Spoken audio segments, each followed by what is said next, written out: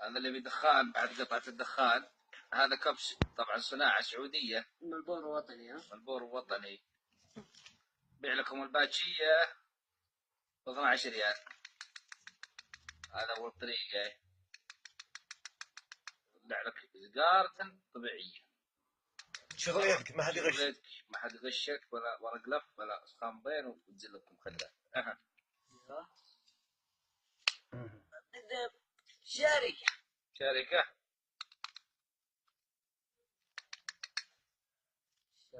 شوف هذه حط باتشيتك للطلب 05 5 0. خلاص لا تكمل الرقم، توضح للناس بكره تدق علي ما راح اسوي كميه محدوده.